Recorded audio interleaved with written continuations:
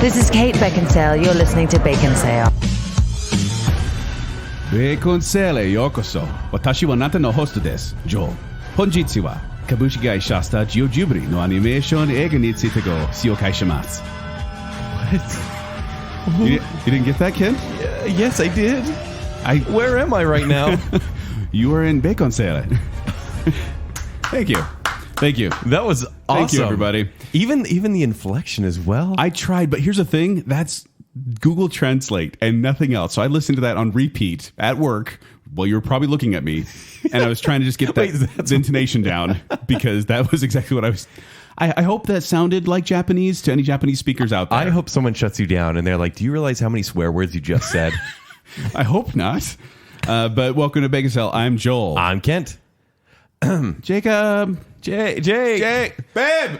Jack. Where are you? Jacob's not here. Yeah. We're sorry. He could not make the show today, but we have brought on with us a guest, which we will get to in a moment. Okay. But first of all, I want to thank you for listening to the finale of our Baconsale Sports Tournament show. I think everyone was surprised by the winner. Movie tournament. Yes. Okay, not a lot of people picked the winner, which was surprising to me. Well, do you know why? Because it shouldn't have won. I think it was fine. So I think Alex did a great job. I think we did great. He did good. There was some bias there. Everyone online agreed with him. But also we want to thank you all for participating in Patreon. We have had a great time interacting with you there.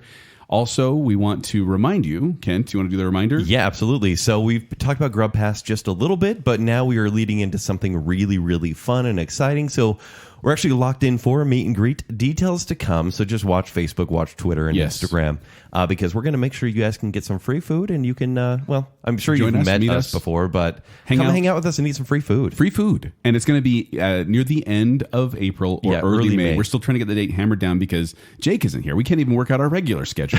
He's our business guy. Yes. I think. Is that all the announcements we have? I think that's it. Then let's jump into it. Okay. Our guest today is a wonderful person who's already become maybe my favorite listener with a lowercase L. But favorite with a capital F, right? Yes. Yes, absolutely. Is that a thing now? But we have here Kris Anderson. Kris Anderson, hello. Hello, gentlemen. And Kris, so proper. Kris is a patron, and she's actually a member of the Bacon Council now. I am. But before she became a member of the Bacon Council, she said, "Hey, I'm a patron. I would like to have an idea for a show. I would like you guys to watch anime." Essentially. Yeah. Yes. And by the way, this was months ago. And when we do these challenges where we watch something, which, by the way, we're open for, I mean, give or take the request. Yes. I mean, we did actually watch 51 Hitchcock movies. We did. But and your request was what, Kris? Studio Ghibli. Studio Ghibli. Now, we looked at it because Studio Ghibli, if you don't know what that is, it's an animation studio in Japan. And they have created a number of beautiful and Academy Award-winning films. Like they're wonderful films, and most of them are accessible and family-friendly to general audiences. Absolutely. So we looked at that and we said, "Okay, Studio Ghibli." I said, "Kent, how many have you seen?" He's like, "I've seen like 3." And I'm like, "I've seen about 6." And I'm like, "Okay, what's the time frame of when we can get this done?" And here we are in April. What, 5-6 months later? It's okay. And Kris has been so patient with honestly. us. But she was so kind to come here and record with us today, and also to bring us gifts. I know. Amazing. Not GIFs, gifts. Gifts. Well, that's how you spell it. Yeah, it's not Actually, the word is gifts. Yes, the gifts. She brought us some presents, some treats, some Japanese treats, including some ramen soda and some haichus. Like legitimate haichus. From Japan. And also some candies and treats from the movies we're going to talk about today. And bacon soda. And bacon soda, which we saw in the live video. I was the gifter of the bacon soda. Yes, you were. But we also wanted to bring up that, so we're going to be talking about Studio Ghibli films today. We know that a lot of listener out there haven't watched these movies because they think anime, they think weird. Well, it is weird. Definitely some of it's weird. Some of it's definitely weird. Some of it's right down the middle of the road. No, here's the thing. Like, I'm generally a hipster, so this should appeal to my very soul. These kind of movies that are, except they're super popular in Japan. Yeah, well, that's true. But here, no one's seen a lot of them. Maybe 3 or 4, kind of like I had. We wanted this to be an introductory course for you. We've done the kind of shows where it's been we want to proselytize the word of Supernatural or Doctor Who or Mystery Science Theater, and in a way, this is kind of that thing. we are going to format this like a tiered show. Yes, we're going to be tiering these. We have 21 movies we're going to be going through. There's going to be 7 tier 1s, 7 tier 2s, and 7 tier 3s. Yes. But before we get into this, Yes. we have a guest. And Chris, we ask these questions of all our guests that come on. We're very prepared for We're this. very prepared for this quiz, but we hope you are as well. We want you to answer as quickly as possible. Are you ready? I'm ready. I feel like you're more than ready. I think I you am. are. All right. Which is better, Karate Kid 1 or Karate Kid 2? Duh, here on a Japan show, Karate Kid 2. I guess you're the only one that's ever said that. Which is worse, Star Wars Episode 1 or Episode 2? I've only seen episode 1, so this is one I had to re-listen to. I'm going to have to say, Joel, you convinced me on episode 2. Episode 2. So the one that terrible. you haven't seen is worse. So one that I You haven't haven't seen it seen, because it's so I'm bad. not going to see it now.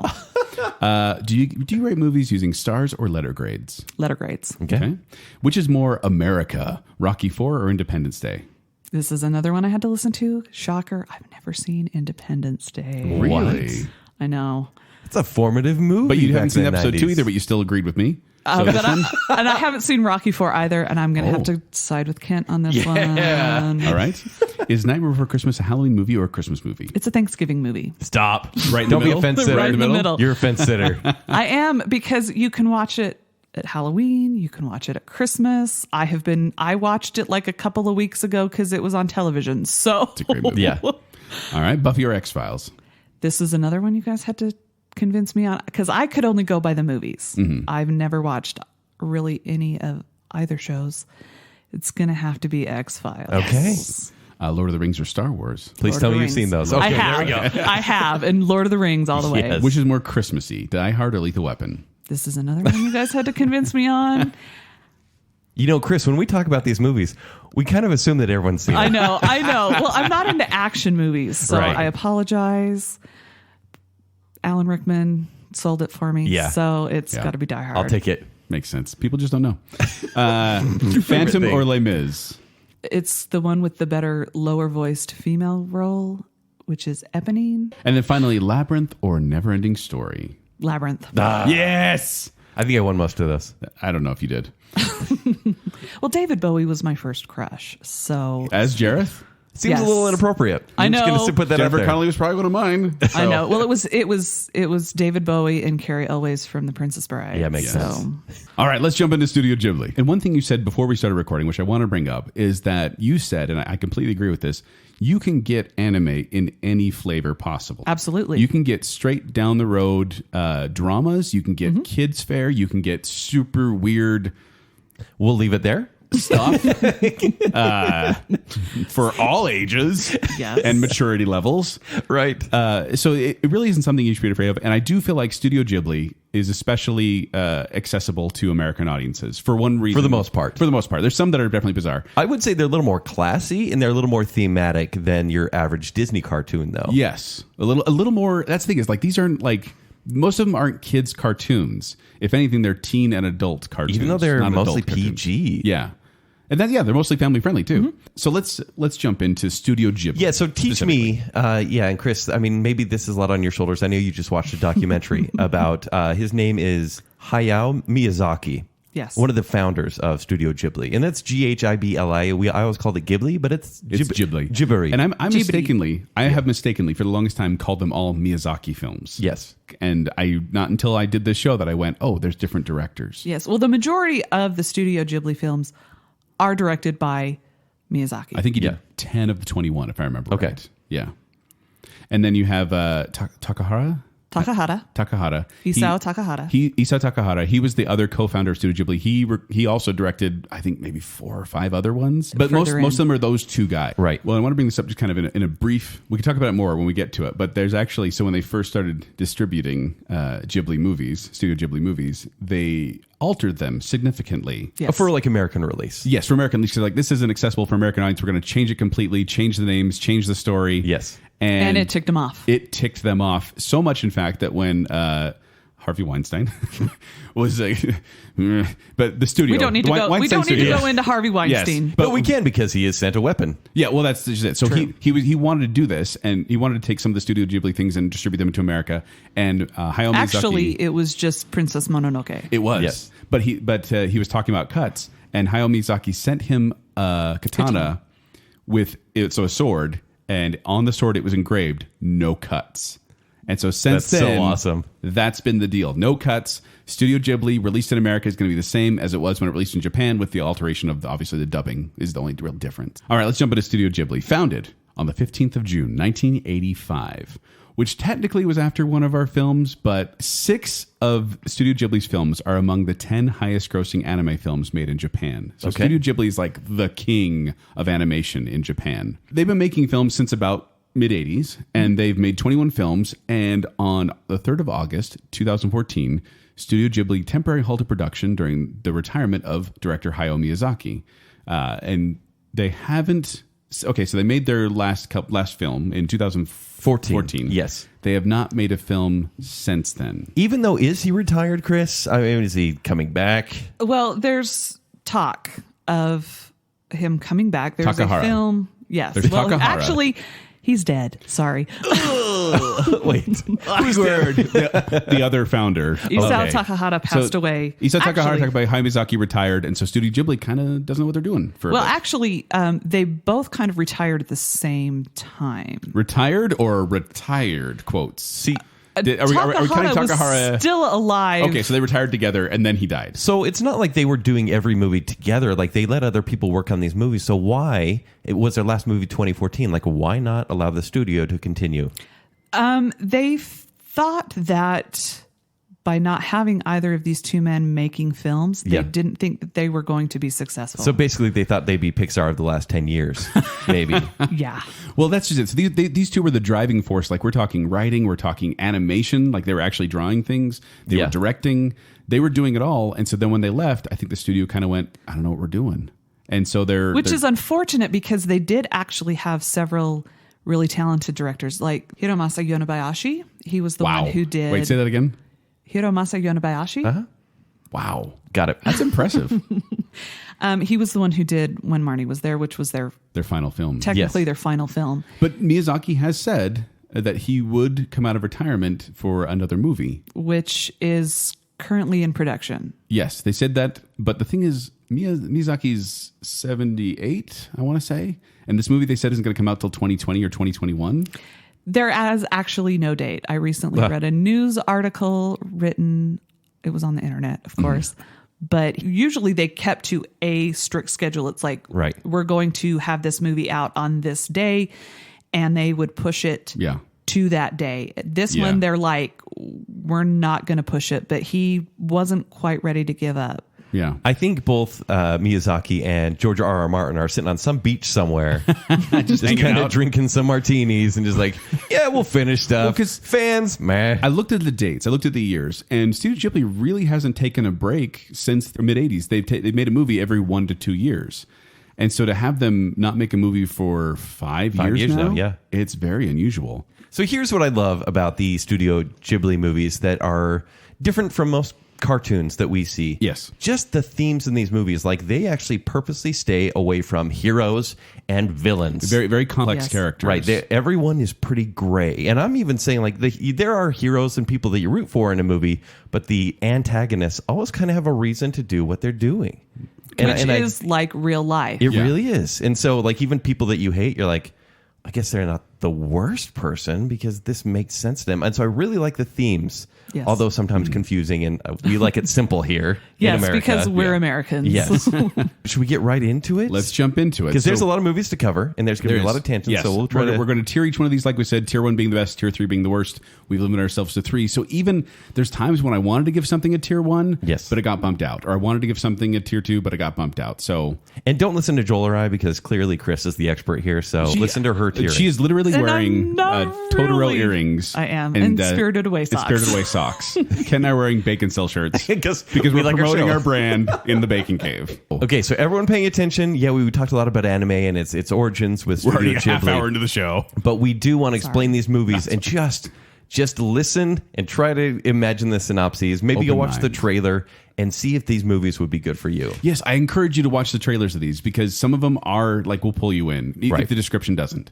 But let's start with 1984, Nausicaa of the Valley of the Wind. Which is not a Studio Ghibli film. Technically, no. Look at you. It isn't. And we're going to bring that up. Let's first of all give a synopsis. So Warrior and pacifist Princess Nausicaa desperately struggles to prevent two warring nations from destroying themselves and their dying planet. And this one is directed by Miyazaki. Yes. So this is the one this is before, like you said, Chris, that Studio Ghibli actually existed. But this is, I would say, the one that propelled them to start the studio because they all worked on it. This was made by Toei? Toei. Yeah. Which was a different, this was kind of before Studio Ghibli was Studio Ghibli. Miyazaki was working at Toei, I believe, with Takahara, correct? Yes.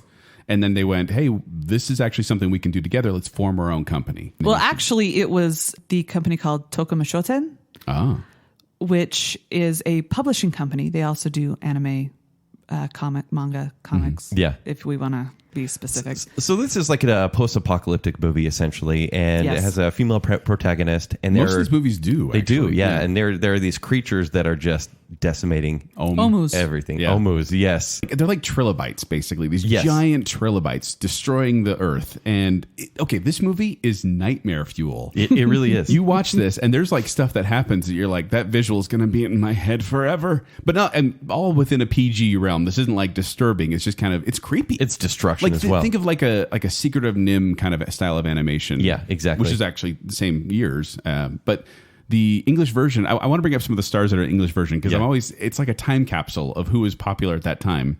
So this one's like Alison Lohman, Patrick Stewart, Shia LaBeouf, Uma Thurman, Mark Hamill, Jodie Benson, The Little Mermaid. Well, keep in mind, even the translations happened probably late 90s, early 2000s. Yeah. And so they went back and just adapted all of these movies. Definitely we should clarify that. So it's when they translated it, not necessarily when it was made. Yes. And this was the one that when they released it to American audiences, maybe like a year or two later, they cut out about 25 minutes of the movie. Yes. Like pertinent scenes. And the poster for this movie, which was not Nausicaa of the Valley of the Wind, it was called Warriors of the Wind. Yeah.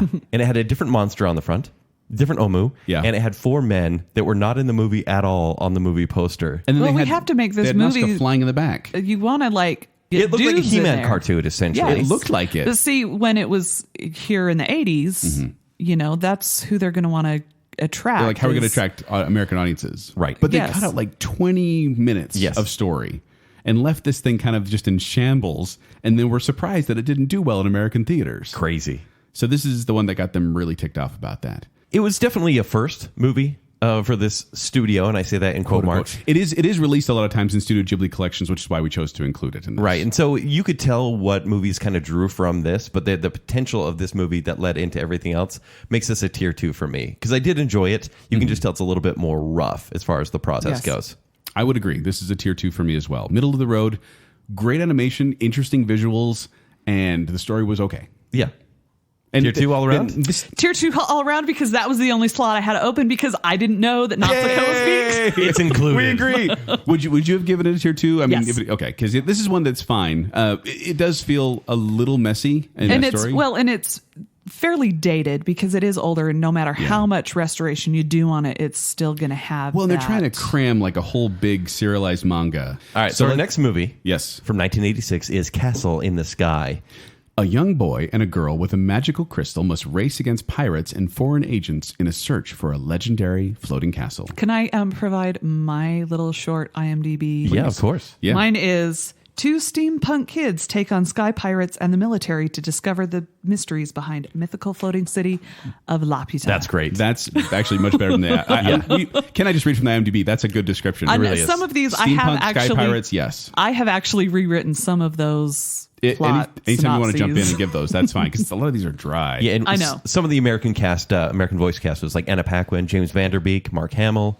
Mandy Patinkin, Cloris Leachman. I love Cloris Leachman. She did great. a wonderful And so job. I love her as a comedian. So every time she's done a couple of voice roles in the Studio Ghibli films. So this one is a Miyazaki film. This one is very successful.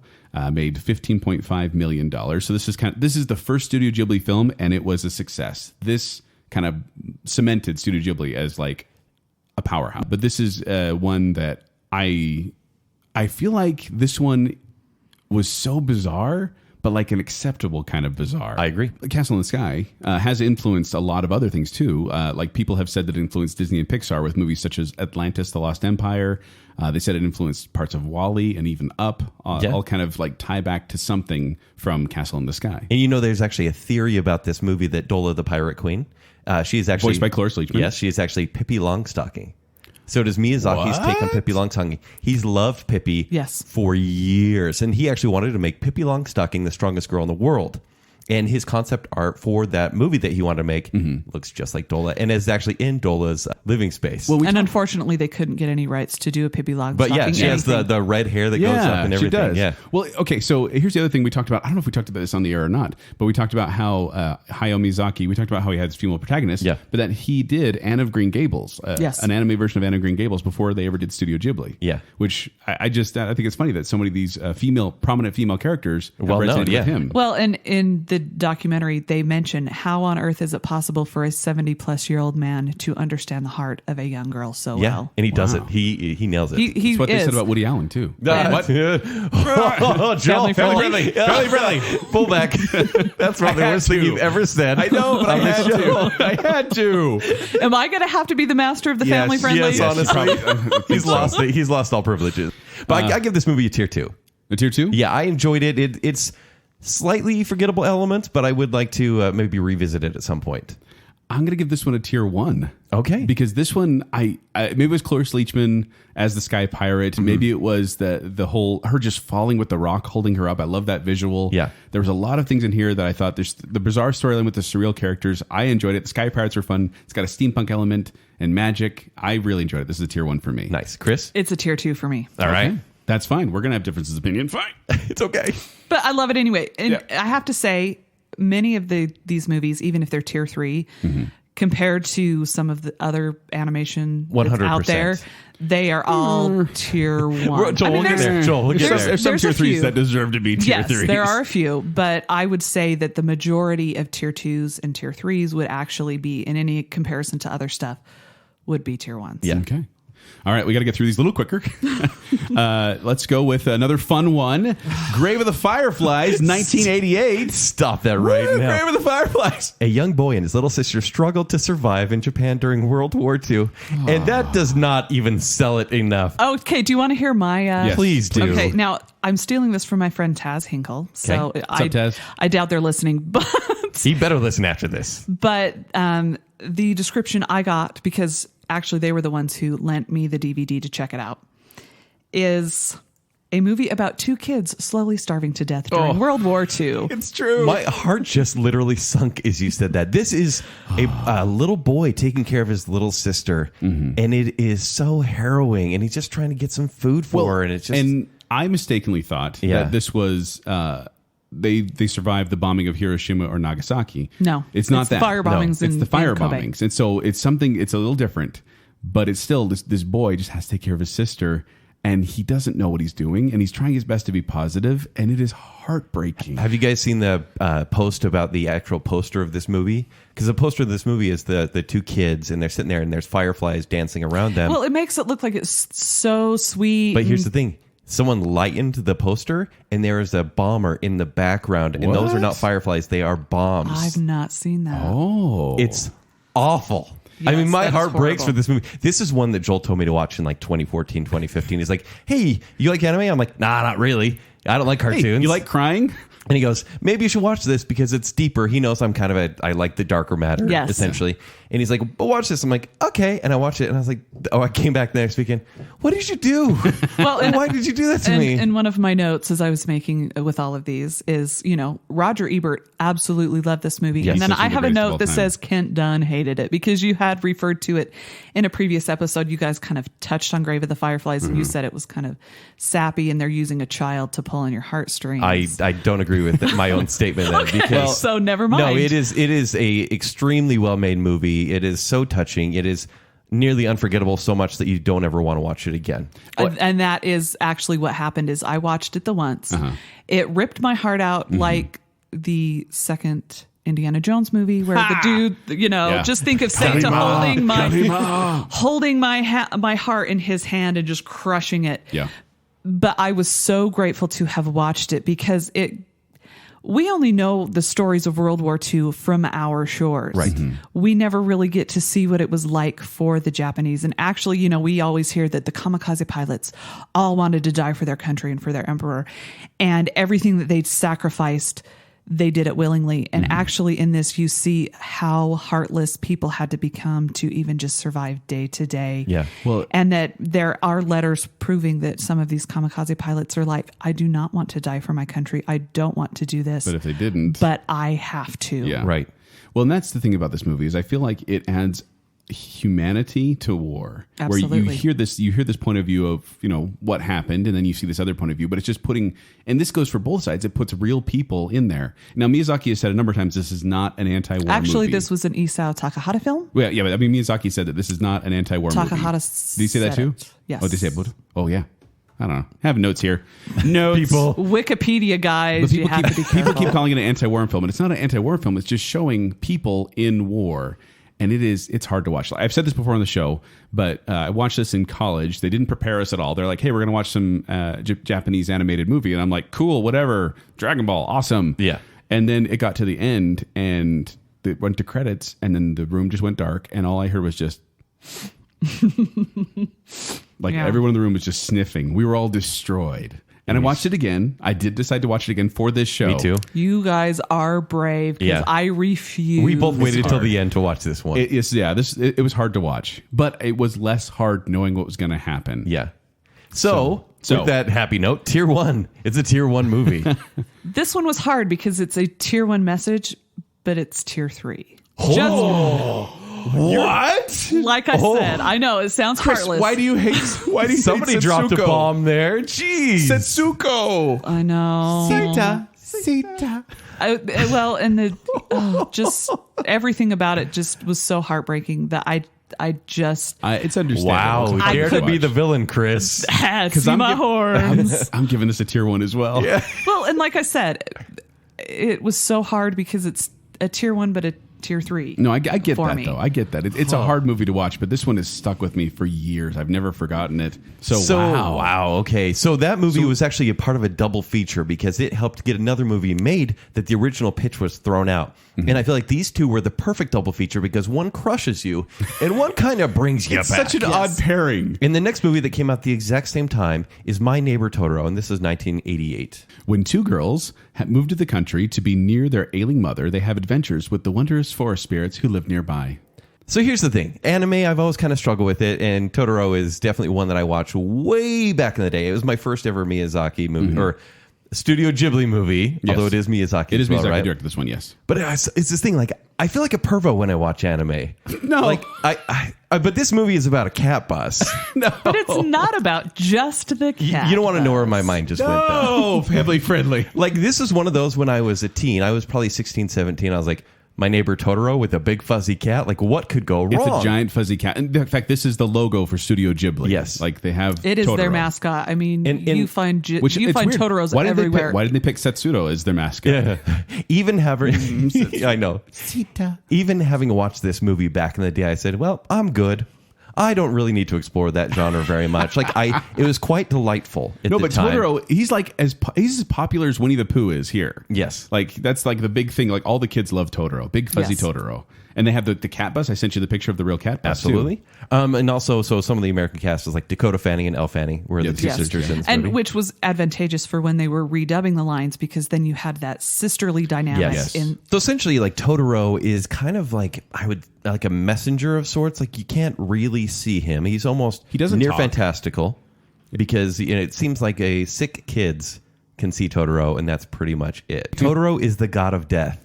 What? That is the rumor. So people that can see Totoro are close to death or already dead. Well, because their mother was dying. So when May, the little girl, goes missing and a sandal's found in the pond, she's actually dead. No. Sorry. No, Satsuki, her sister, opens the doors of death and asks for Totoro's help to find her sister. And she finds her sister. They go to her mom's hospital. Guess who's the only one that sees Totoro? Their mom. you Dying. think the kids are dead? I think Totoro is That's the a god dark of take death. on Totoro. But So actually, Totoro doesn't go to the hospital. isn't he just outside as they're sitting on the tree branch? They've taken the cat bus. Weird. This show is so weird. I wish Jake were here right now. Oh yeah. So, but here's the thing. People have believed this for a while. So Studio Ghibli actually had to come out and say, everyone do not worry. There's absolutely no truth or configuration that Totoro is the god of death or that May is dead in My Neighbor Totoro. We really don't want people to believe that rumor. Well, and I don't blame them because it's a movie cool though. It makes for the movie children. better. Yeah. Okay. It's tier 1 for me because of the sisterly dynamic. I have 2 older sisters. Yeah. So I know what it's like to be looked at as the kind of annoying tag-alonger. Mm-hmm. And so I love this movie, and I'm not really into dark stuff. So Yeah. Okay. So you don't like the God of Death theory? The God of Death is not my thing. Yeah. Quotable quote. I think it's the tier 1 as well because it's just so iconic. Absolutely. Yeah. I gave it a tier 2. That's fine. It's fair. I didn't want to. This is one that got pushed out, and it's. I love the interaction between the 2 sisters. I think they play really well off each other, and the animation is fun. It was just a little too out there for me, and a little. It's definitely geared towards kids. This is definitely a kids movie. Not only that, but it's also very, very Japanese. Yes, and there's a lot of folklore involved with this that I was not tuned into. So it could bump up to a tier 1, but right now it's sitting at a tier 2, barely. Next up, we have 1989, Kiki's Delivery Service. 13-year-old witch leaves home with her black cat to begin her apprenticeship, all while dealing with boys, girls, and feelings of inadequacy. A classic coming of age tale. Voiced by Kirsten Dunst, Phil Hartman as the cat in his final role ever. Yeah, and Brad Garrett and Janine Garofalo. Like, there's a couple different good voices. So this story, it's a really beautiful movie. The city she's in is beautiful. It is based on Stockholm, Sweden. Okay. And there's an island called, or a town called Visby. Okay. And they have witches there? Which is also in Sweden. They scouted this for the Pippi Longstocking project that never got off the ground. And if they're not going to have their movies based in Japan, America's just too boring, and we're just too all over the place. Okay. We're too, superpowery. Right. That's the only word I could come up with. So a lot of times that's why you get some of these old world England or European towns, because it's got more personality than what we have over here. And they were kind of saying this is a town where World War I and World War II never happened. It's a big melting pot community as well. Mm-hmm. Yes. I was a little weirded out at first because it's this whole thing where, okay, witches, as you know, go to towns and then do an apprenticeship for a year, as you know. And I'm like, I don't know this. This is all new to me. It's just like the Amish do. But the thing is, I thought the voice acting was good. I like Gigi, the cat. This is a unique movie. And it was funny how it just didn't go anywhere I expected it to. Exactly. Because I'm like, oh, a witch in a town, they're going to hate her. They're like, oh, hey, witch, welcome. And they absolutely adore her, and she doesn't see it in herself. Yes. And that's the thing. It's kind of a Spider-Man 2 sort of story. Spider-Man came after her, but she loses her powers and has to realize at what point she can get them back. At what point does she believe in herself again? I thoroughly enjoyed this one, actually. I'm going to give it a tier 1. Okay, that's really nice. I give it a tier 2. I really enjoyed it. Don't be mad. I'm sorry. How dare you? You gave it tier 1? It's tier 1. Okay. This is one of my very first Studio Ghibli movies that I had even heard of and actually watched. Okay, don't be mad. No, and I think the character of Kiki, she's so good in this movie. And then the surrounding characters, it's actually really enjoyable too. But yeah, tier 1. So our next movie came out in 1991. This is Only Yesterday. A 27-year-old office worker travels to the countryside while reminiscing about her childhood in Tokyo. Voice actors Daisy Ridley and Dev Patel. Mm-hmm. This one actually has 100% on Rotten Tomatoes. How? I'm playing my hand right now. You played your hand a little bit. I take it this is a tier 3 for you. It's a tier 3. By the way, I forgot to mention this, that Kiki's Delivery Service was actually the highest grossing film of 1989 in Japan, and Only Yesterday was the highest grossing film in Japan in 1991. But it's so boring. So it's basically a woman referring to her past. There's flashbacks and then current day. It's nostalgia. It's like a sleepy Well, and the town. situation with this is Taiko grew up in Tokyo. She longed for a more idyllic country life, which is something that a lot of the people who live in Tokyo actually deal with. It's like a rom-com, like where this big city girl goes back to the city or goes back to the country, but it doesn't have the rom or the com. I'm not the audience for this movie, and I fully acknowledge that because I'm not a woman who grew up in Japan, but this movie hit a note. Like they made this movie about just nostalgia of a woman in Japan, very straightforward, not fantasy at all, and it resonated. Like this became a surprise box office success for all genders. That's why highest grossing in 1991. Well, and it touches on something that people in Utah are going to understand, that if you are single beyond the age of 25, you have the plague. And you can see ghost children on the bus with you. You can see yourself as a ghost, so you got to go to the country and enjoy that. And so you reminisce about your younger self. I get that. That makes sense, actually. Yeah. And it's just, and there was a cosmic anime finger boop. What are you guys talking about? That's one of Joel's band names in college. Cosmic Anime Finger Boop. Yeah. We got kicked out of it. Oh, yeah, of course you did. That's perverted. But this one, like I said, I'm not the audience. I appreciated it. I liked, they had the Rose, the Bette Midler song. They had a version of it. A lot of these American songs in these movies don't really fit. This one was fine, but this is a tier 3 for me. It's a tier 3 for me as well. Well, and I would have thought that you would have thought it was awesome because they don't like pineapple. They don't. That's true. I appreciated that. This isn't one that I disliked. It was just one that didn't resonate with me because I'm not the audience. Yes. Would you give it, Kris? Well, this one for me actually came in at a tier 2. Okay. Because in many ways I can relate with Taiko because I main am character, Taiko. Yes, because I'm a single woman. Mm-hmm. And people look at me like, ew, what is wrong with her? She's so old, and why is she not married? And then I also have, like I said, you guys don't know this, 2 older sisters. Kris is actually 96. I am. Check out my wrinkles. That's why I have the Miyazaki spot. I was lying about acne. But I have 2 older sisters that in many ways treated me exactly like they treated Taiko. Really? Right. Yes. So this resonated with you. Yes, because I totally felt many of her feelings. But not to a tier 1 resonation. Not to a tier 1, This but is my, it was close. My flavor of Ghibli would be the fantasy elements. I leave a lot of the actual true stories of vignettes sort of stuff. I kind of didn't care about that as much as you'll see in my tier. Fireflies tier 1. So you're basically slice of life stuff you're not really into. Are you playing your hand like that? A lot. You'll see. Well, let's jump into the next one. Okay. Because this is exactly slice of life too. Is it? Porco Rosso, 1992. That was a slice of life. So ham slice. In the piggish Red Baron takes on seaplane air pirates, an overzealous American, and a female airplane engineer, all while trying to avoid the Italian Air Force. Yeah. So this one actually was voiced by Michael Keaton in the American dub. And it's just, he's super like, random. All right, I'm a pig who's flying a plane. He's just too cool. He's too cool for school. Well, they claim that he was supposed to be this super womanizer. Yeah. And I didn't see any of that. The only person who really seemed to be into him was Gina. Yeah. Yes. Yeah. But she was voiced by... But we don't even know if they got together. Spoiler alert. But she was also voiced by the amazing Susan Egan. Yes. Yes. I mean, I'm sorry, job. but Susan Egan to me is a goddess because she has played some of the most amazing female characters on screen. For example, for everyone listening. Well, you've got Meg from Hercules, which is to me a tier 1 Disney movie. Really? She is also a tier 1 hot Disney character. So Porco Rosso was meant to be a 45-minute in-flight film. So it seems like they had a 45-minute idea that they just stretched a little bit too long there. They did. And this is one of Miyazaki's films he made for adults. He did. But it's just bizarre because this is one where Porco Rosso, by the way, is Italian for red pig. This was the highest grossing film, not even animated film. Like these, when I say highest grossing film for the last couple, they're hitting on all cylinders because it's just the highest grossing film of 1992 in Japan. Wow. It's now insane. my question is, do we know why he was turned into a pig? No, they say that cursed. They almost tease. Well, they say that he was cursed, but then they don't really resolve anything. No, I mean, I've watched this one numerous times, and I'm like, why the heck did they turn you into a pig? Is it because you're like a male chauvinist pig and you're the womanizer? Yeah, is that why they turned you into the pig? I don't know. I haven't read the manga.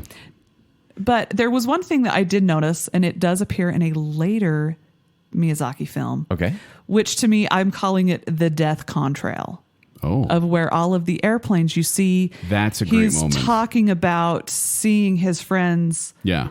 Having been shot down from the sky. Right. All the air pilots, or water, what do they call them? Water pilots, ocean pilots? I can't remember. Well, at this time, they were like just straight up regular pilots because this is during World War II. But they all, all the ones who have deceased while being shot down are in like a Saturn-like ring. What happens is he's trying to yell out to them and they can't hear him because they're now basically going from the mortal plane to the next plane, which looks like an air contrail. But as you zoom in on it a little bit, they're all airplanes up in there. And that actually, like I said, shows up again later in another film. Nice. This one, I feel like the detached main character kind of made me feel detached as well. Agreed. Even though it was Michael Keaton. Yes. Even though Cary Elwes, Wesley, the Dread Pirate Roberts, was like the smarmy other guy. Right. But I wish they would have cast maybe somebody who had a more authentic Southern accent. Yeah, I mean, totally. Don't get me wrong. Yeah. Like I said, Cary Elwes, one of my first crushes. Yeah. But it's like, why are you casting a British guy to have a Southern American that's true. accent? But this is a tier 2 for me. I liked that sky, the funeral in the sky. Basically, I liked that a lot, and I enjoyed Michael Keaton's performance. But they didn't resolve enough for me. They didn't tell enough for me. It did feel like a little watered down. So it's a tier 2. All right, it's tier 3 for me. Whoa, Tier 3. we dropped to Whoa, Tier 3. Yeah, sorry. Haters gonna hate. All right, our next movie is a brilliant movie made in 1994, and it is called Pompoko. Okay. Before we get into this, I want to say we're going to use some medical terms here. So, children, we are. If younger listeners in there, we're going to stay family friendly, but we're going to speak medical terms. A community of magical shape-shifting raccoon dogs, and once again, remember, raccoon dogs, they're called tanuki. Yeah. That's not a treat you get at some ice cream place. Struggled to prevent their forest home from being destroyed by urban development. So think of all those 80s cartoons you watched where there was a group of animals in a forest and there's developers coming in and they try to fight back. Yeah. But then imagine that these... Okay, here it goes. Joel, you ready? Do you need some help with this? That these animals are shapeshifters who use their testicles. What? Excuse me? They use their raccoon pouch. We'll say raccoon pouch. In the American version, they say raccoon pouch. Chris, you're being very quiet right now, I noticed. Well, because my opinion on the whole thing is if a tanuki offers you a ride to Nirvana on his boat, turn him down and take a kayak that is made of fiberglass. Yes. So here's the thing. Good call. I want you to picture the gummy bears. Because you remember the gummy bears, Disney's gummy bears on the thing, how they wore shirts, but they didn't wear pants. Right.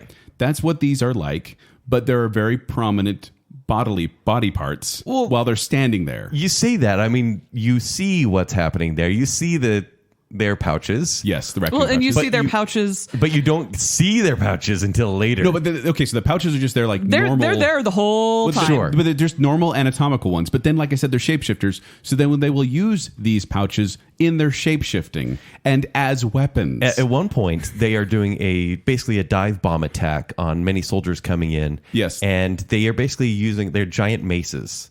They're using their pouches. They use them as parachutes first to go in. Yes. And then they turn into weapons. Now, Family friendly guys. if that sounds weird, it's because it is weird.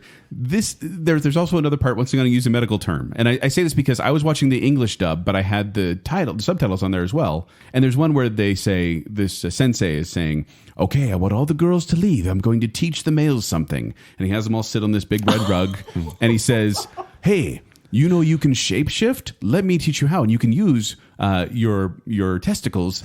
And he says testicles. I love that He this is happening. he can use those in your shapeshifting. And he says, "Don't believe me? The rug you are sitting on right now, it's my testicles." And then rug, it's so big. And then the big red rug starts moving and shaking and then goes back up under his skirt thing that he's wearing. Yes. And I was just watching it going, what am I watching? What am I watching right now? So I watched this one before Joel, and I'd like the day before he was about to watch this. You didn't warn me. He was like, "Oh, Well, what?" because be surprised. Yeah, he was like, "What movie did you watch?" I'm like, "I watched one called Pompoko. I'm really interested to see what you have to say about it." And I just kind of left it there. And when he watched it, I mean, you just laid it. You're like, "You didn't tell me about this?" I was texting him going like, "You didn't warn me?" I'm like, I almost had my kids watch this. And that's the thing. I'm like, what do you say to prepare someone? And I think we are doing just that. But here's the thing. These raccoons, there's many different art styles here. Sometimes they look like actual raccoons. Sometimes they look like gummy bears. When the humans are seeing them, they look like raccoons. Yes. When they're by themselves, they look like gummy bears. And then when they do crazy stuff. Well, they have their their regular anthropomorphic. Yeah, and then they turn into manga forms.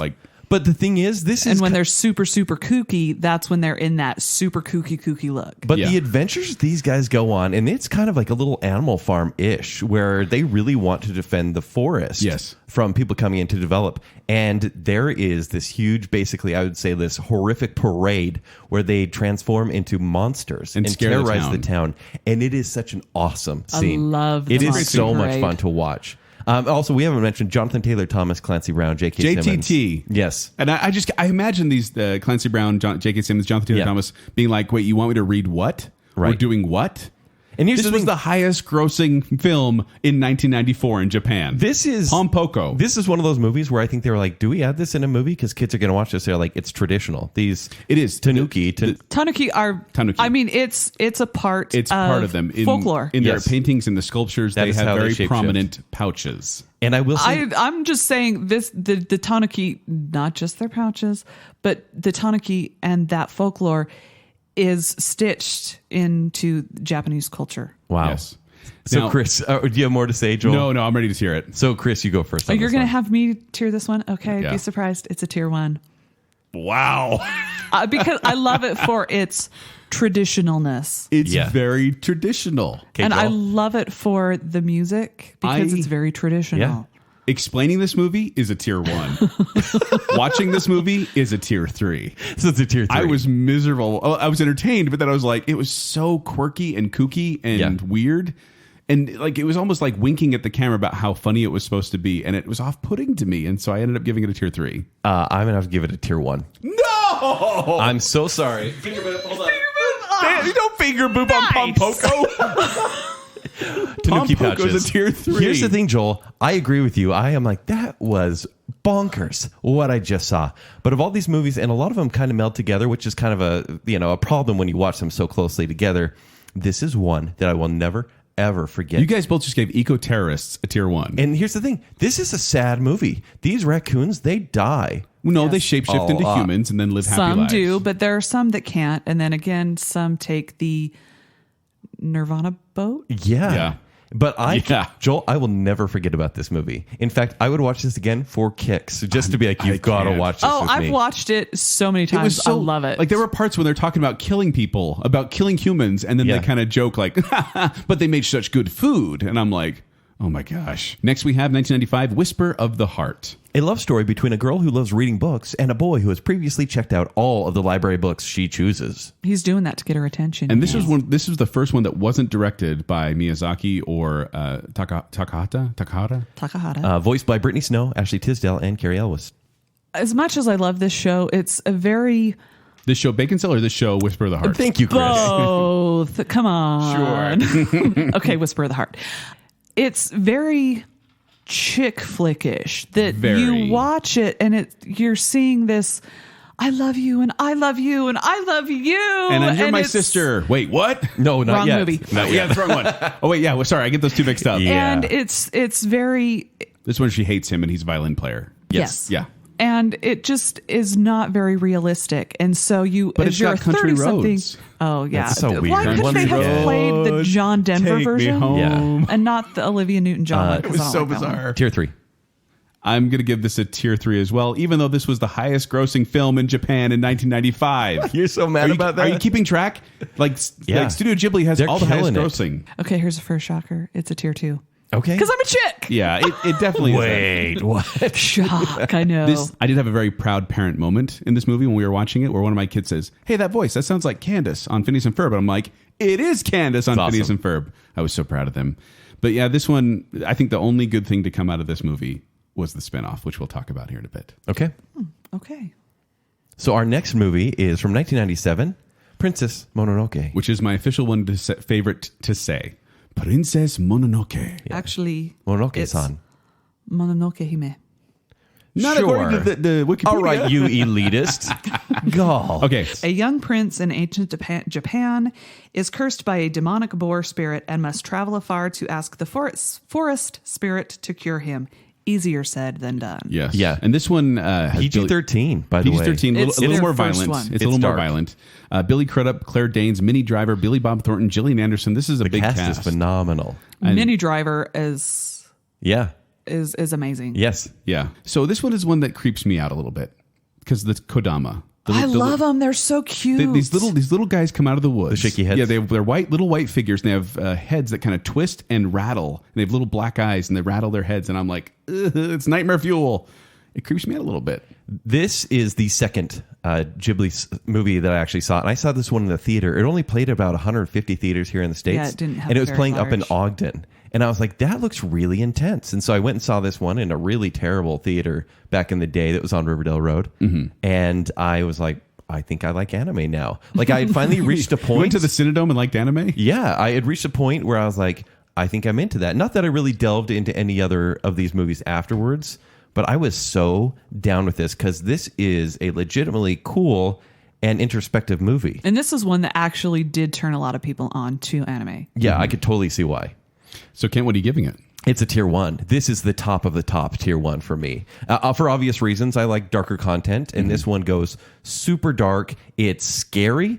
The creatures in here, they're godlike in every way. They're not godlike, they are gods. They're gods. Yeah. And so there's threat. Yeah. And also there's this town, or actually the curse is leprosy in this movie. Yeah. And Miyazaki actually talked about that later. And the Iron Town, where there's kind of like a safe haven for everyone with a disease, was this place where they had to be segregated. And which happened in Japan till like 1996. And if you want to be cool, when they say like his name isn't Doctor Who, it's the Doctor. Yeah. There is no Mononoke character in Princess Mononoke. The term Mononoke is a word for spirit or monster, a supernatural shape-shifting being.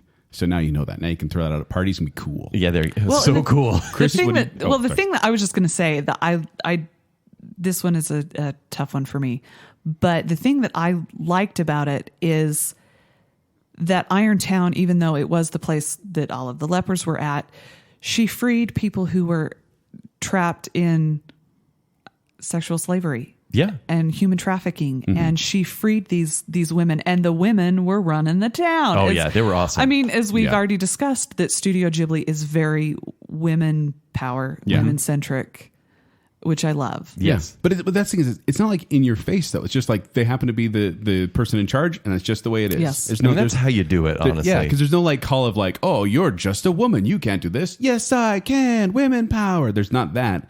They're just in power. And everyone's cool with that. And I like that. So what do you guys think? What are you giving it, Chris? Okay, mine, I have to give a little bit of a backstory. The first time I saw this, it naturally would have been a tier 3. Whoa. I watched it again here recently, and it has bumped up to a tier 2, but it's, in my mind, it's just a tad bit too violent for me. Oh, see, that's right up my alley. Well, I know, we know that. Yeah. So you gave it a tier 1? Yes. You gave it a tier 2? It's tier 2. I'm giving it a tier 3. This was one. Maybe I need to watch it again. Maybe. Well, I've only seen it once. And the music, you have to admit, did you watch it recently? music is amazing. No, I recommend I watched you this do. one like in I want to say 2013. The music, the art, every layer. The villains in this movie are not even villains. Kent, I gave it a tier 3. Move on. Okay. So I say because I understand why other people like this movie, but it didn't work for me. I thought the animation was impressive. The creatures and characters were memorable. I didn't get caught up in the story. I didn't like it. This may be one of the first I'd recommend to anybody. Really? Yes. I wouldn't. It's not one of the first I would recommend. This is more the deep end man. of Studio Ghibli. Because it's another one of those that is very, very steeped in ancient Japanese tradition. Yes. And it gets trippy. So that's for sure. Not that we didn't agree at all on that. Not at all. Okay. Next up, we have 1999, My Neighbors, the Yamadas.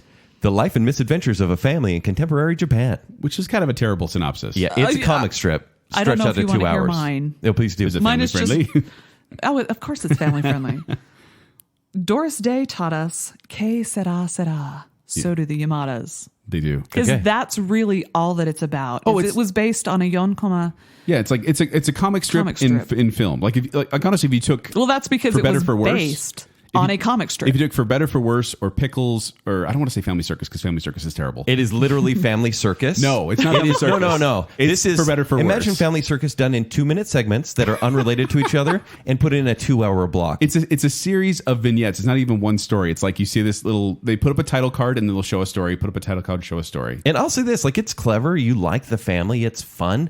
But 2 hours of this? Oh. Yeah, it's a little much. But the thing that I will say that I appreciated is, again, there are some Japanese traditions that make its way through. It's true. This just feels like a whole bunch of shorts that honestly should play before every Ghibli film, but they were like, hey, we have nothing this year. What do we have to release?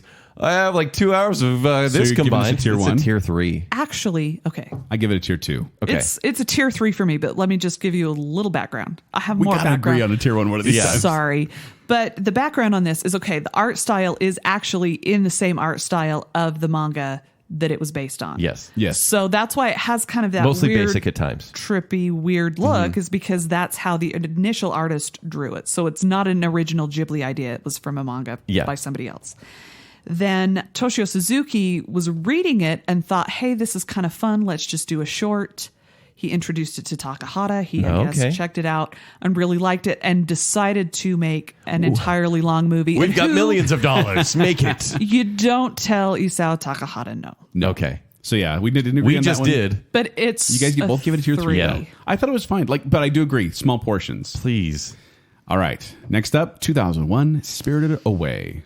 Apathetic 10-year-old Chihiro gets caught in a mess after her parents go whole hog on food made for the spirits after they wander into a realm they shouldn't be in. She must gather her courage to save her parents from the chopping block and return to the human realm with the help from her friends at the onsen or sento she works at. So this is one where this little girl goes with her parents and they get lost. And all of a sudden, her parents turn to pigs, and she's on her own in a spirit world full of crazy creatures and sold into slavery. Yes. So it's She weird. sold herself into slavery, though. Yes, she did. And that's, okay. So What kind of slavery? Slavery. So this one. She just cleaned out baths. Come on, Yes, guys. But what was the bathhouse? Stop it. Okay. It's Stop it. not the questionable kind of Who bathhouse. was No Face? Stop it. No Face was giving her coins? Trying to Stop buy it. What? Gold. Okay. We're talking about Pompoko. This is Miyazaki. This actually stars Davide Chase, who's Samara from The Ring. Deve. Also stars Suzanne Plachette, Ava David DuVernay? August-Spears, John Ratzenberger. This is the highest grossing Studio Ghibli movie worldwide. This was actually the highest grossing movie in Japan until a certain movie came out in 2016. Your Name. Kent. Yes. This I'm one, Kris. By the way, you've seen Your Name, right? and this one, I have it, but I haven't watched it yet. Please watch it. so good. To date, this is the only Studio Ghibli movie to win an Academy Award for Best Animated Feature. It's surprising. And actually, this is the film that finally overtook Titanic at the Japanese box office, becoming the top grossing film in the history of Japanese cinema until Your Name. So I watched this movie in 2002. Okay. And it was at the Which is when it came out. Provo Dollar Theater. And I'd already seen Princess Mononoke a few years earlier. And I'm like, oh, here's an upcoming or a new movie from the same makers. And I brought a buddy who had never seen an anime in his life. So we watched this for 2 hours. And I basically, when you take someone to a movie and you kind of blame yourself if someone's not enjoying themselves. Yeah. This is a weird movie. So weird. 100%. So weird, yes. because she's in the land of spirits and there's weird stuff happening that she's not supposed to understand. Yeah. Yeah. And so I sat Twins there. suddenly. And I hated the movie, hated it because I felt guilty for taking my friend to it. And so we kind of joked, Spirited Away, ha ha ha. I've hated it for nearly 20 years at this point. Wow. I recently watched it a month ago. Loved it. Take it you changed your tune. I totally changed my tune. So this movie is bizarre. Like, it is bizarre. Well, again, There's it's crazy one stuff that happening. is super steeped in Japanese Like, culture. she's put in this bathhouse and they're like, okay, we need you to wash this stink monster. And this big pile of dirt comes in and she starts scrubbing away at it, and all of a sudden becomes a water dragon and flies out. And I'm like, wait, what? But I was so enthralled with everything that was going on. And even though I find No Face, there's a character called No Face, which is, it's like wearing a very iconic hooded character. robe. Yeah. And he's got like a white mask on with like black lines on it. But he kind of creeped me out. Yeah. Like, he just makes these weird noises like, like, never says any words. And I'm like, this guy's really weird. And then he turns into this monster and starts throwing up everywhere. Like, it is so bizarre. But there's a reason that this movie beat Ice Age, Lilo and Stitch, Spirit, Stallion of the Cimarron, and Treasure Planet in the Academy Awards, because this is by far my favorite Studio Ghibli film. Oh, hey. Tier Bravo. 1. Easy. By the way, all those other movies you mentioned, terrible movies, so easy to win. But well, initially, when this was up for the Academy Award, I hadn't seen it yet because I was still kind of on my, I don't know if new to the whole thing. Well, I don't know if I like anime yet. Yeah. And so I wanted Lilo and Stitch to win because I loved that show. By the way, voiced by Davide Chase, yeah. Ava DuVernay? She had 2 Academy Award nominated films that year. Yeah. Then. And so I was like, And The man. Ring. Didn't she do The Ring that year Yeah, too? next year. Oh, next year, yeah. I was like, man, it lost to this Japanese anime. How dare they do that to Lilo and Stitch? So I kind of had a chip on my shoulder. But when I started to watch, this was one of the first ones I watched. The first 3 I watched were Kiki's Delivery Service, this one, and Howl's Moving Castle. Okay. Oh, okay. The music was the first thing that drew me in. Okay. It's because beautiful music. I love kind of that traditional Japanese music that you get in Mononoke, that you get in Spirited Away, that you get in Totoro. It's got those different chords and tones that you don't get over here. And then, of course, I watched it. And, you're seeing a radish spirit in traditional Japanese underwear. Yeah. You're like, what the heck? And then, of course, when we hear the term bathhouse, it's like... Little skeezy. You're like, we only know what bathhouses are here, and they're not family friendly. Yeah. Yes. But over there, public bathing is super common. Mm-hmm. I mean, it's like they have public bathhouses, and you just go in and hop in a tub with a whole bunch of other naked people. Although Miyazaki kind of confirmed the theory. I'm just saying. See, said the symbolism was accurate. I'm just saying. But let's get into it, kid. Let's get into the tierings. What do you guys give it? It's a tier 1. Tier 1. We agree? First tier 1. First tier 1. Three-way finger boop. Boop, boop, boop. There we go. It's a cosmic. I will put a disclaimer on this one, though. It is a little intense for children. Because it's some weird stuff happens and some scary stuff happens. No one really, you don't see people, get murdered. I'm not going to lie. This is not the first one you should watch because it is bonkers. Yeah, it's super crazy. So I would recommend it being a later one. It's an acquired taste, but it's a great taste once you get acquired to it. Yes. All right, our next one is actually a sequel. A spin-off. A spin-off, a sequel. It's kind of a weird one. It's from 2002. It's called The Cat Returns. After helping a cat, a 17-year-old girl finds herself involuntarily engaged to a cat prince in a magical world. Now, this one was actually written to be like one of the stories from Whisper of the Heart. Yeah, actually, it's not, and that's not questioned. That is from the author. She has a fantasy sequence in with Whisper of the Heart, a little cat statue, essentially. She writes a story about a cat statue. Yeah, the Baron runs off, and then this movie is actually about the cat and an adventure. Mm-hmm. So I feel like this is a bit of a cash grab, though, because a Japanese theme park actually asked Studio Ghibli, "Hey, we want a movie about cats." And Studio Ghibli said, "Okay." And then the park said, "Never mind." And they're like, "We're still making it." Yeah. This is the shortest Studio Ghibli film. It's 75 minutes, so it's a very quick one. This is the highest grossing film in 2002 in Japan. Unbelievable. So this one, for me, I'm just going to play it right here. It is forgettable. I think it's kind of lowbrow. The animation is the worst, I think, in any Ghibli movie, outside of maybe My Neighbors, the Yamadas. Which is very purposeful. You're giving it a? Tier 3. I completely disagree with you. I thoroughly enjoyed this movie. Really? I love the idea. It's cats chasing things. I love the idea. I thought you liked cats, though. I like cats. Not like this. No, these are cat warlords. Oh, you don't like the Tim Curry, King Tim Curry. Cat? Okay. Anne Hathaway, Carrie Elwes again. Yes. Peter Boyle, Andy Richter, dapper. Kristen Bell. This one I liked better than Whisper of the Heart. I thought it was a better movie. I like the idea of you saving a cat and all of a sudden you're caught up in hey, we want to thank you in cat ways. And I was like, that's not the way I want to be thanked. And then the Baron, I thought was a great character. This is a tier 1 for me, Ken. It basically steals the Labyrinth story and puts cats as the characters. It's a tier 1. I had a lot of fun with this one. Tier 1 for the Cat Returns? Yes. Oh my gosh. I enjoyed this one. Well, one thing I found interesting in watching some interviews with Anne Hathaway, she was talking about how she was always having to scream. Mm-hmm. Because Haru is always having to scream because she's falling out of the sky or she's being chased. Yeah. And she's screaming. And the Japanese actress said the exact same thing, that she's like, my role is just screaming. Right. And I thought the animation was pretty cute. It's still a tier 3. Yes. It was made more... I think initially they were like the Cat Project. Yeah.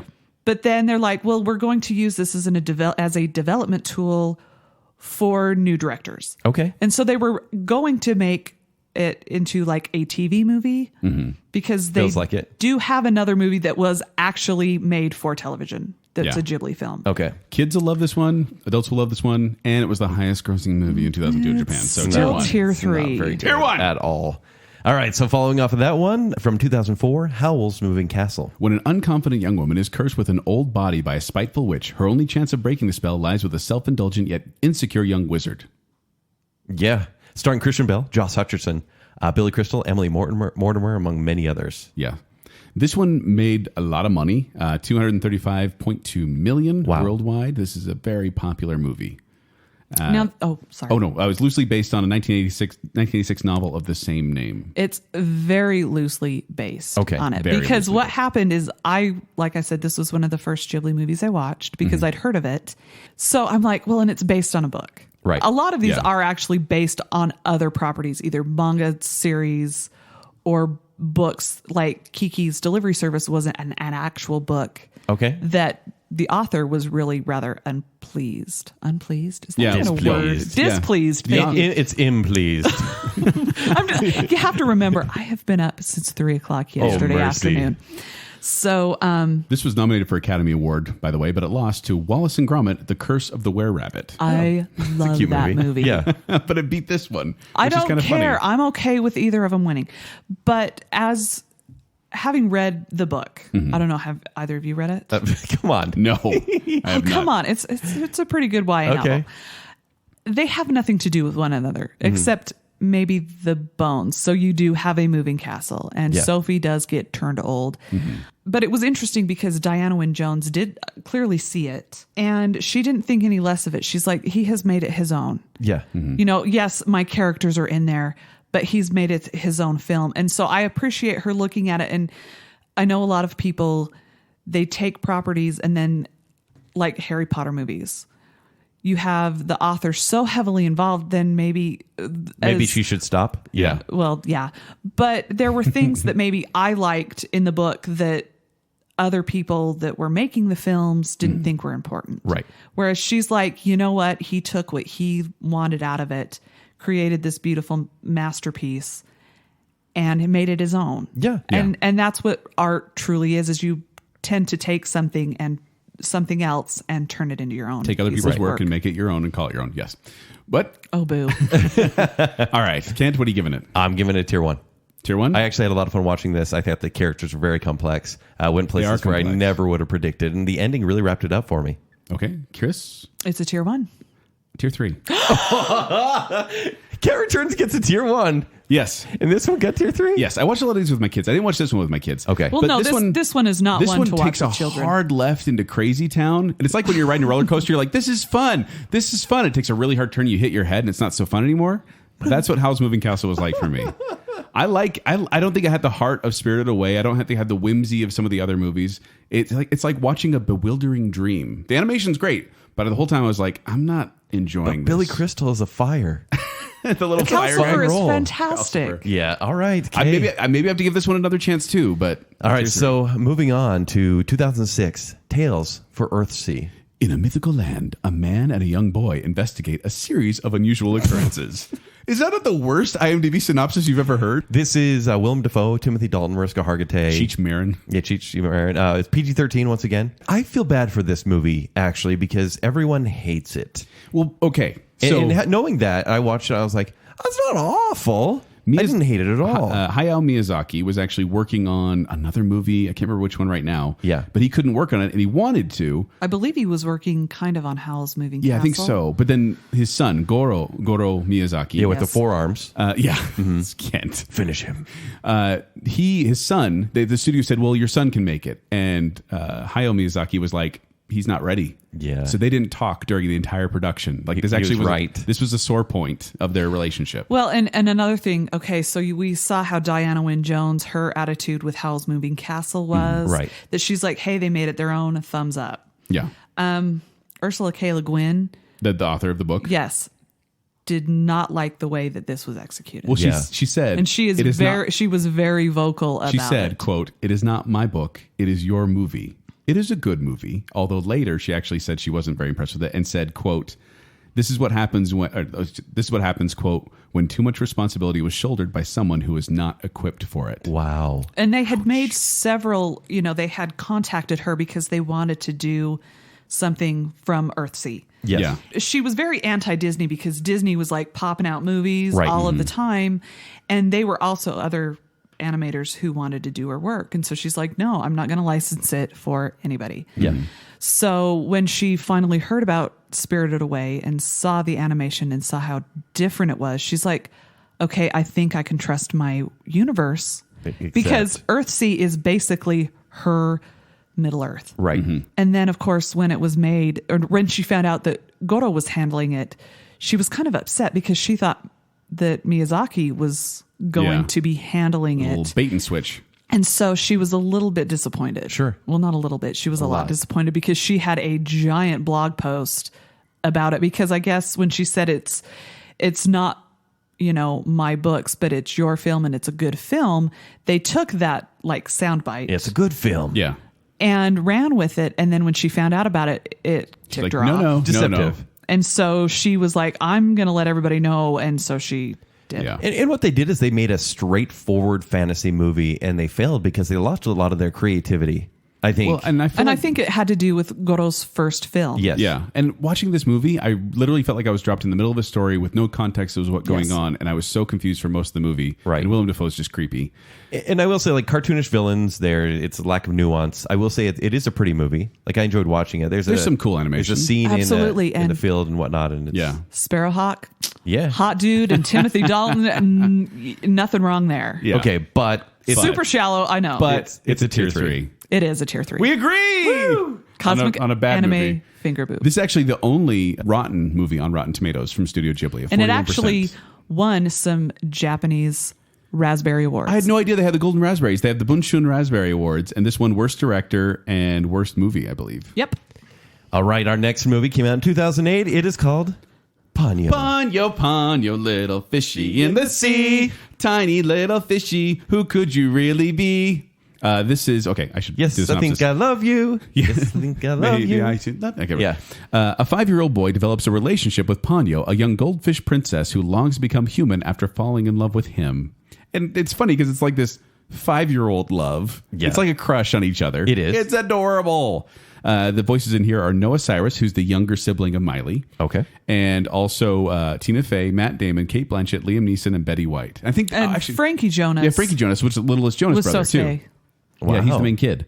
So this one, cast. Like I know the Jonas Brothers. The I only other know that. Jonas brother. Thanks, You. Wikipedia. Sure, Chris. so this one, a little goldfish. She's not really a goldfish though. She's like a weird fish. She's an anthropomorphic that yes. evolves into a little girl.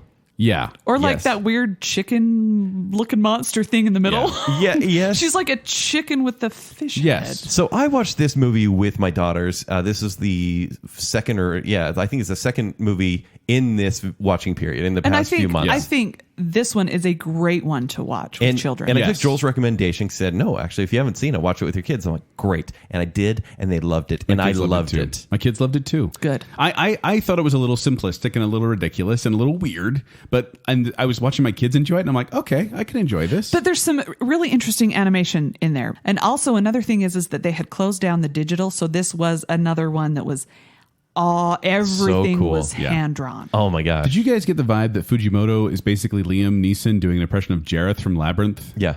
You get Yes. that too? Okay.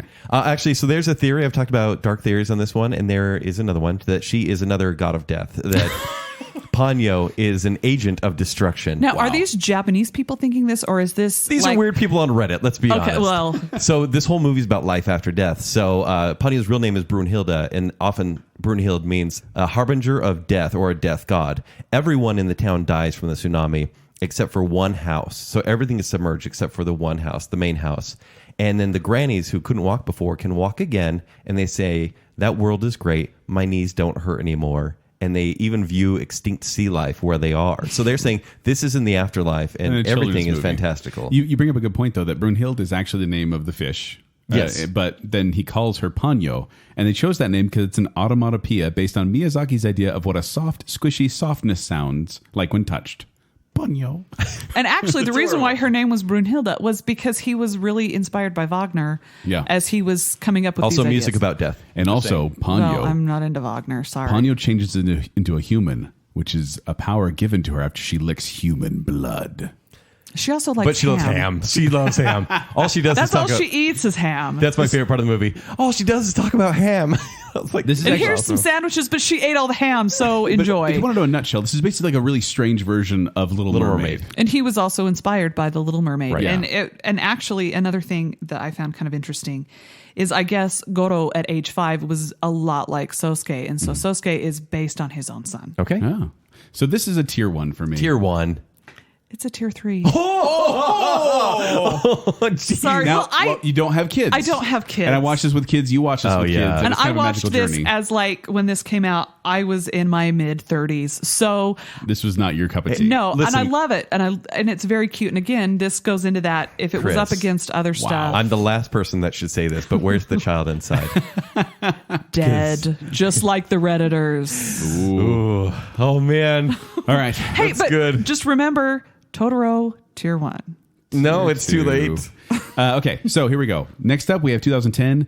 Are we going to call it Arrietty or The Secret World of Arrietty? The Secret World of Arrietty. Because it's Arrietty in Japan, but it's The Secret World of Arrietty. Okay, IMDb synopsis. It's the borrowers. It's the Littles. Yes. We are the Littles. So the Japanese version. It's the about little adaptation tiny of the people Littles. living in your walls, and they use things from your house. They're the borrowers. Yeah, so we have Bridget Mendler, Will Arnett, Carol Burnett, and Tom Holland. And then, Tom Holland in the was UK only version. in the UK version. They had 3 different casts. Yeah, so so they like- had the traditional Japanese cast. Saoirse Ronan was actually Arrietty in the UK What? version, and I was like, I wanted to see that. That's kinda cool. I love her voice. This movie made $145.6 million. This was a awesome. passion project for Miyazaki. He wanted to adapt this for 40 years. And he got his chance. This was Tom Holland's first cinematic role in the UK version Okay. too. So this would give him a start. I would say this is a nice movie. It's a good adaptation. It's quite simple, but adorable. At I want to bring this time. up because this was interesting to me. This is the 4th highest grossing anime film in the United States. Wow. What? I don't know. Really? What? And it's the highest, not based on a game franchise. Like it's not Pokemon or anything like that. What? Is that not bizarre? Wait, no, it's not. That's what it says here. Source of all knowledge and truth. Okay. It doesn't surprise me, though, because it's very American. Yeah. Because they changed some of the names. Like his Yeah. name is Sho in the Japanese language one, but Right. he's Sean. Yeah. Okay. And it's Aunt Jessica. Yes. And they call her Hara. Yeah. Okay, this is tier 2. Tier 2 for you? Yep. I'm giving this a tier 1. Wow. I don't know why. I think it's because of Arrietty, the main character. She is so relatable and like fun to watch her kind of see her journey. And that I enjoyed it. I like the concept. I like the voice acting. I liked the Well, animation. there was a scene where she's like, I have my sword. I know I didn't quote that right, but Yeah. just The little her needle, the little her sewing needle. her dress pin. Yeah. But the way she delivered that line, I was like, oh, come on, honey, you could have done a little bit better with that. So you're not giving it a tier 1 either? It's a tier 2. Okay. Okay. Our I'm next one. sensing a pattern here with you two. We're both right. Except for on Ponyo. Come on, Chris. The next one is 2011, and it's From Up on Poppy Hill. A group of Yokohama teens look to save their school's clubhouse from the wrecking ball in preparations for the 1964 Tokyo Olympics. Voice No. actors Anton Yelchin, Aubrey Plaza, Gillian Anderson. Your favorite Aubrey Plaza. Yeah, succubus of charisma.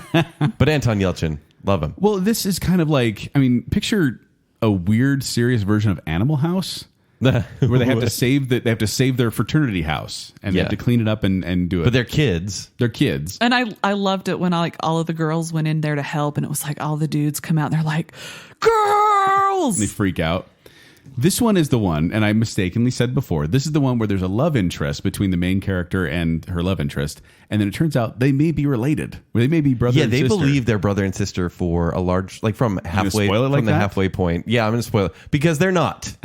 It gets weird, though, for a while there. Because they're like, oh, we have the same But dad. At least they could have talked about it. He just kind of withdrew Yeah, Yeah. and left her hanging, and she's like, well, wait a minute, I thought we had a connection. And so instead of saying, oh, hey man, I think we're related, Yeah. he just So And this this- was another Goro Miyazaki movie. Yeah, this Yes. is one where and this was approved by Hayao Miyazaki, his dad. So they mended the relationship after Tales from Earth 3 bombed. Yeah. And then they made From Up on Poppy Hill. and many critics are saying, actually, I think this shows kind of his strong points. Yeah. Even though Better. it's a tier 3. Tier Tier 3? Yeah. Super forgettable. Tier 2. It's Really? a tier 2. I really liked it. Tier 2. So the story of incest is tier 2? No, it's Game of Thrones. Tier 1.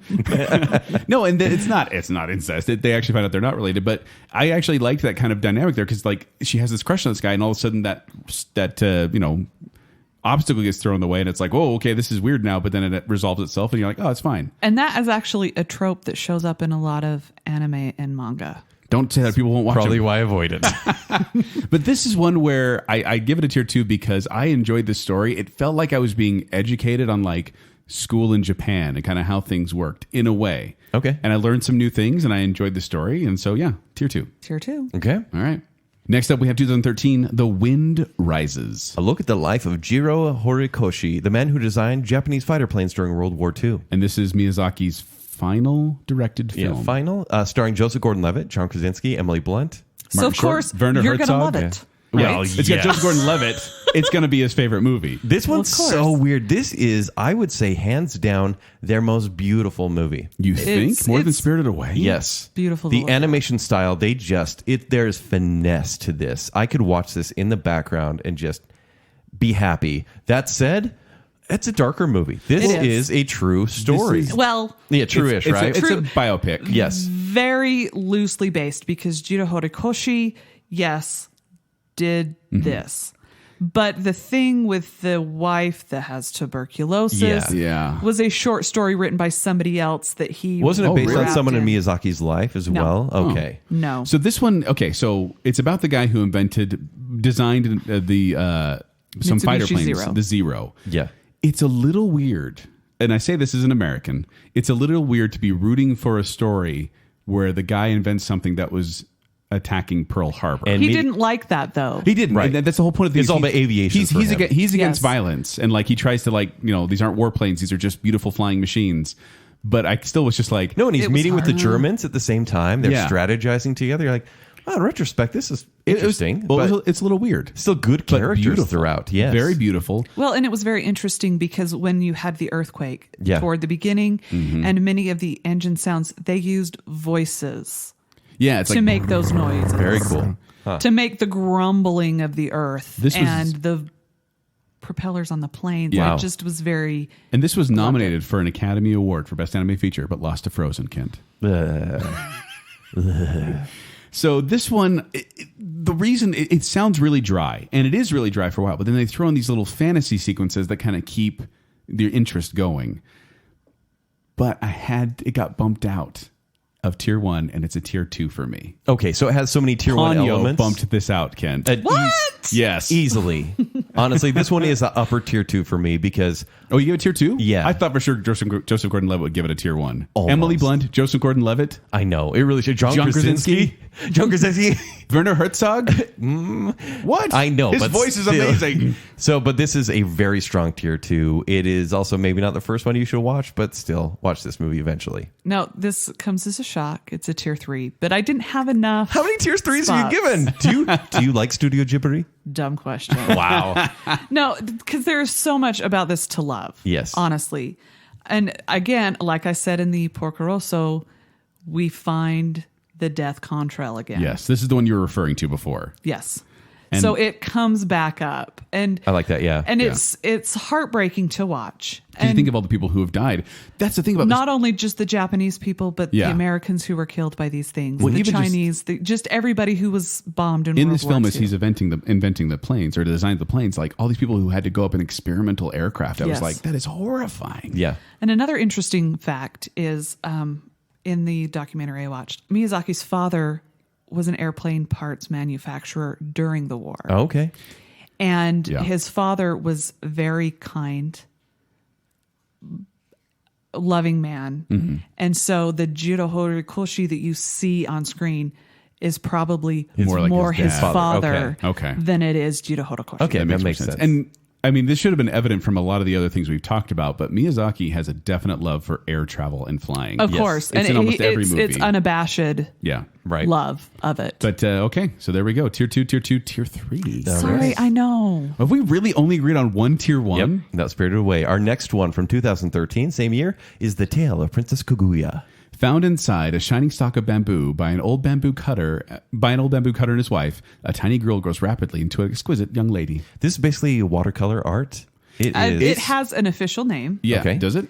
It is. It's called Nenga or Nanga. Let me double check my notes. Nyan Cat. Yep. Nine Tails. So voice actors Chloe Grace Moretz, James Caan, Mary Steenburgen, who also played husband and wife in Elf. Yeah, I was going to say this must have been made around that time. Okay, it's called Nanga painting. Nanga painting. Okay. Which is very brush heavy. It's a very different style of animation, and this is the longest run time of any Ghibli movie at 137 minutes, so just over 2 hours. Now, this is going to be a very confusing tale for anyone who is not familiar with Japanese folk tales. But then we can all get behind Little Bamboo, Little Bamboo. And I have to say, read the parents' guide on there is some of this. Joel There's some interesting discovered this. questions. I did because as I bring these home and I'm like, I'm gonna show it to my kids. I'm like, I'm gonna check the parents' guide first, and I'm glad I did it for Pompoko. This one, there was breastfeeding in it, and there's a little boy who doesn't wear pants for a lot of the movie. Well, because it's just ancient Japan. Yeah, it's ancient Japan. They walked around They basically. don't really have underwear at that time. Yeah. So, and nothing overtly sexual, nothing offensive. It's just kind of like you don't expect to see a woman breastfeeding in an animated movie like this. And so it was kind of like, oh, hey. This one just gets by on its story, obviously, but the art style. And there's a scene probably halfway through the movie where she's running away from all these suitors, and you see every piece of cloth flowing from her which big is gown. very symbolic. Starts streaking the such colors. a cool scene. The animation's beautiful on this. Right. This actually also was nominated for a Best Animated Feature Academy Award. Lost to Big Hero 6. Can we have given it to the proper Japanese film? Right. Instead of the appropriated faux film. Japanese Exactly. film. Yes. Baymax. He's so cute. Well, I didn't have a problem with Big Hero 6, but it's like after watching this and having known, and it's like San Francisco, barf. Now Give it to Kaguya. You mentioned that this one is heavily steeped in tradition. Yes. This is based on the tale of the bamboo cutter, which is considered one of the oldest Japanese prose narratives. So this is old folklore. I believe it's 10th Obviously, century. this one, it's what? I believe it's 10th century. 10th century. I thought you said tier 3.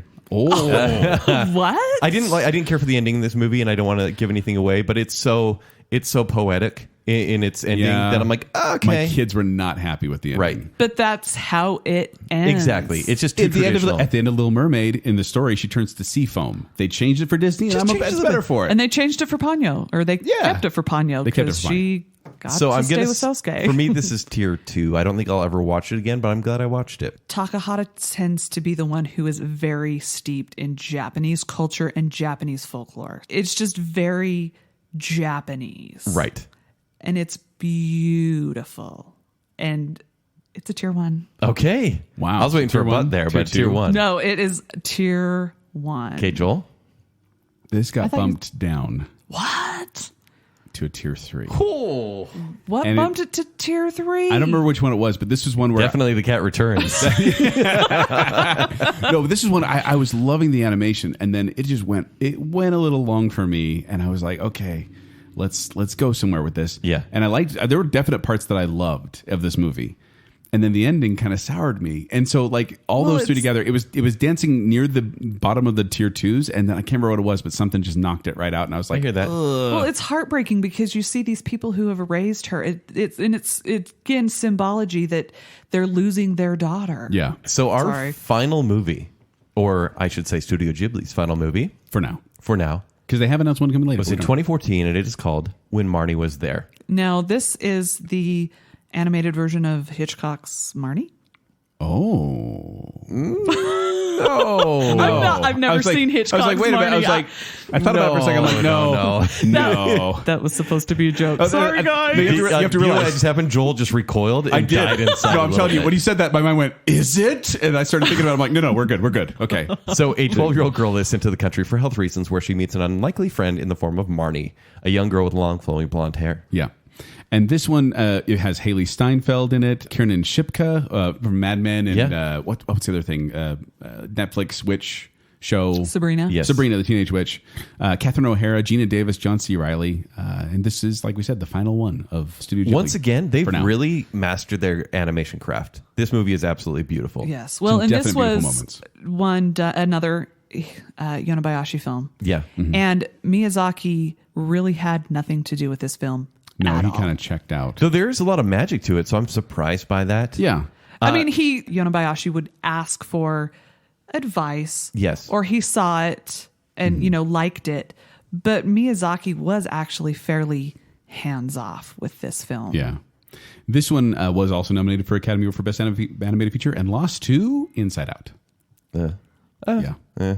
Well, if you're going to have like a teenage girl dealing with emotional issues.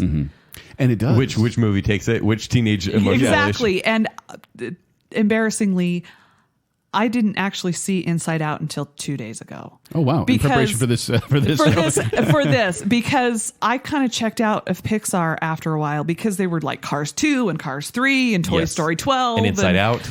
And and everybody was like, Inside Out is so wonderful. I'm kind of like Kent with the hipstery thing. When people hype something so much, I tend to withdraw because I'm like, it is never going to live up to their hype. Internal finger boop. I know. It's not cosmic? Cosmic finger boop. This one I thought had some beautiful animation. The story gets kind of weird in the middle. Yeah, for sure. It resolved itself so nicely at the end. And I ended up feeling kind of really like I enjoyed it at the end. And it deals with some really serious emotional issues too. Yes. Like this is one where it deals attachment with social in a anxiety big way. and apparently like, and this is another thing I learned from watching all these Studio Ghibli films, because I do feel like I learned a lot just about the culture and the people. This is one where I'm like, man, they really do have this kind of country versus city mentality. Like it's different worlds, and you go to the country to kind of get well, and then to the city to work. And I ended up giving this one a tier 2. Because I feel like this was a good movie, not one of my favorites, but I did enjoy it. I give it a tier 2 as well, but a very strong tier 2. Hey. But I'm curious, Chris. You're curious about me over here. Yeah. She's going to give it another tier 3 because she's given like everything a tier 3. Yeah. Today. She's Yes, I am the master of the tier 3. I actually didn't see When Marnie Was There until maybe about 3 weeks ago. Okay. It has been sitting in my library actually. You have so many movies you haven't made the time for. I know. Hurry. Well, when you work in the middle of the night and you're sleeping during the day and you just Vampires. run out of time. Yeah. Vampires don't watch any movies. No, we don't have time for it. We're too busy sucking blood. She said we. Like Ponyo. She's drinking the blood of a group. And ham. And so I saw this movie kind of, I had read the Wikipedia on it and was like, I don't know if I'm going to like this. Yeah. This knocked Spirited Away out as my number one Studio Ghibli film. Wow. So tier 3? This is a tier 1. Welcome to Tier Joel. 1. How dare you? Because Anna is so much me. Because I grew up dealing with depression and hey world, I suffer from bipolar disorder. And so I cannot tell you how many days in a row go by that I don't wake up and tell myself that I hate myself. So when Anna is telling herself that she's on the outside of everything, and I warned you guys that I was going to cry. I know. I've actually been hoping for it. It's either you or Joel. I'm not going to empathy cry over here. So we're going to make the girl cry. Way to go, Baconsale. guys. Don't make that our tagline. Baconsale, making girls cry since 2019. We did Femin August. But I could see myself in Anna. Yeah. Because she spends every day feeling like a nobody. And she wants to be a nobody because she doesn't feel it like she's of any worth, because she sees herself as the foster kid. Nobody loves me. My parents died. My grandma died. Nobody's there for me. Nobody wanted me. So she just would rather withdraw. Right. So when she goes to the marsh in Hokkaido, because and this is actually the first Ghibli movie to take place in Hokkaido. So random aside. Right. Okay. But she goes and sees this marsh house and just falls in love with it, and she doesn't know why. And then she meets Barney, and they have an instant connection. Yeah. I don't want to ruin the mystery. That was part of the fun for me, was watching it unfold and being like, oh, okay. And when I figured out who Marnie was, I sobbed. Of course. And I have another random story. So when you guys did the Sixth Sense reading on For the shows, the movies that make you cry. because congratulations, you made me cry. Yes. So not since 2019. No, we did that one this year too. It was 2019. Yeah, You're welcome. My mother's father died when she was 9. And when we watched The Sixth Sense together, when the mom when he tells her, every day, Mom. Yeah. What did you ask her? And do I make you proud? My mom started to cry. And of course, I'm crying over my mom. Of course. Yeah. And she told me that she asks that every day of herself because she wants to know if she is making her father proud of her, because she never got to know him. Yeah. Right. And so that family history of feeling connected to a family member that you have never met or someone that you don't know. Right. Yet feeling connected to that really, really is etched into this movie. And it just, all of that together just made me just bawl. And we watched it again last night because I told my mom after I watched it, I'm like, you have to watch when Marnie was there. I'm like, you may not Marnie when Marnie was there. Yes. Well, she may have already seen Marnie, but I was like, if you want to know how I feel about everything, this is my movie. Yeah. And so we actually watched it last night, and I'm bawling in it again. So it is my number one Studio Ghibli movie. And it's unfortunate that it is the final one because... Yeah. But what a good way to end too. I mean, honestly, it's a great movie. It has this legacy feeling to it that I feel, a look backwards versus a look forwards. And I feel like this is, if Studio Ghibli were to never make another movie again, this would be a fine. This is a good finale to have. So there we go. All right. Well, thank you, Kris, for challenging us to do this, to watch all the Studio Ghibli movies. And thank you for coming on the show. Is there anything you want to plug or anyone you want to give a shout out to? Nope. She's going to Japan in 2 months, by the way. I am. Are you going to the Ghibli Museum?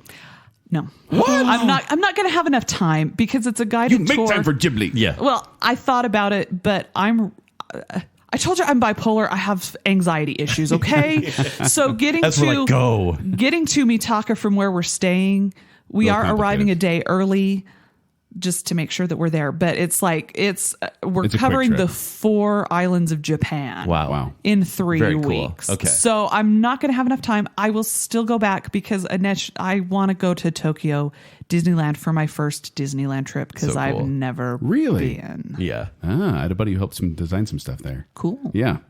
All right. Well, there you go. Before we sign off, we want to give a thanks to Kris again, and then give a thanks to our listener, which include Adrian Gray, the actual listener, for the time being. Indeed.